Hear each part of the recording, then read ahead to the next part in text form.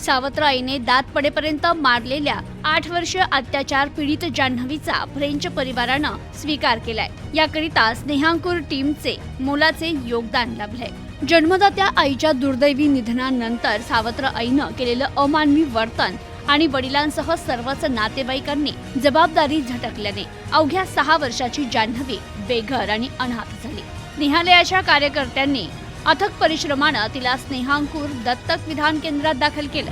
आता जान्हवी कायदेशीर दत्तक विधानाद्वारे एका उच्च शिक्षित आणि सुप्रसिद्ध फ्रेंच परिवाराचा भाग बनणार आहे। प्रसिद्ध बालरोग तज्ञ डॉक्टर सचिन वहाडणे आणि डॉक्टर सोनाली वहाडणे दाम्पत्यांच्या हस्ते जान्हवीचे दत्तक विधान आयोजित करण्यात आले। 29 एप्रिल 2025 रोजी सायंकाळी 6 वाजता केडगाव येथील स्नेहांकुर दत्तक विधान केंद्रात आयोजित करण्यात आलेला हा सोहळा सर्वांसाठी खुला असणार आहे। 22 ऑगस्ट 2021 रोजी पहाटे विठ्ठल मंदिरात अवघ्या 8 वर्षाची छोटी मुलगी आकांत करीत देवाकडे गाऱ्हाण करत होती। ती जान्हवी होती। मंदिरातून पुजाराने स्नेहांकुर टीमला तात्काळ माहिती दिली। त्या क्षणी स्नेहांकुरची टीम त्या मुलीपर्यंत पोहोचली। जान्हवीच्या चेहऱ्यावर आणि अंगावर जखमा होत्या। तिची माहिती विचारली तर भीतीनं तिची दातखिळ बसली आणि तिला चक्कर आली। तिचे 2 दात पडले होते। तिच्या शरीरावर अनेक जखमा दिसत होत्या। स्नेहांकुर टीमनं तिची विचारपूस केली, घर गाव याबद्दल माहिती विचारली। मात्र भयभीत झालेली ही मुलगी काहीच बोलू शकत नव्हती।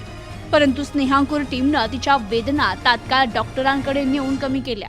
बाल कल्याण समितीच्या मार्फत जान्हवीला काळजी आणि संरक्षणासाठी स्नेहांकुर येथे दाखल करण्यात आलं। अनेक महिन्यांच्या प्रयत्नांनंतर स्नेहांकुर टीमनं तिचं कुटुंब शोधलं।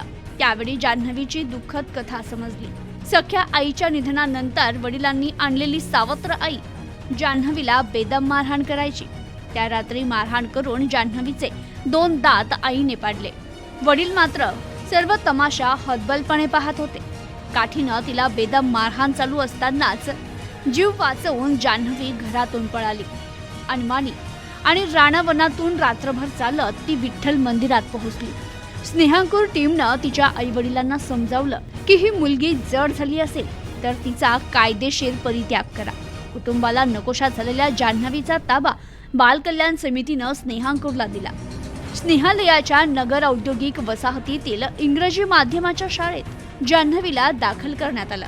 शिकण्याची संधी मिळाल्याने जान्हवीने अभ्यासात, खेळात आणि विविध कलांमध्ये आपली गुणवत्ता सिद्ध केली। तिला सुयोग्य दत्तक पालक शोधण्यासाठी प्रयत्न चालू होते।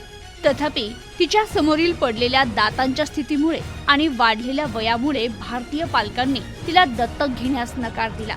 परंतु फ्रान्समधील एका जोडप्यानं मात्र तिला दत्तक घेण्याची तयारी दर्शवली। आंतरराष्ट्रीय दत्तक विधानाची सर्व कायदेशीर दत्तक प्रक्रिया पूर्ण झाल्याने जान्हवीचे पालक तिला फ्रान्सला नेण्यासाठी स्नेहालयामध्ये आले। आपल्या नव्या कुटुंबासोबत गप्पा गोष्टी करताना जान्हवी हरपून गेली। Bureau report, news today 24।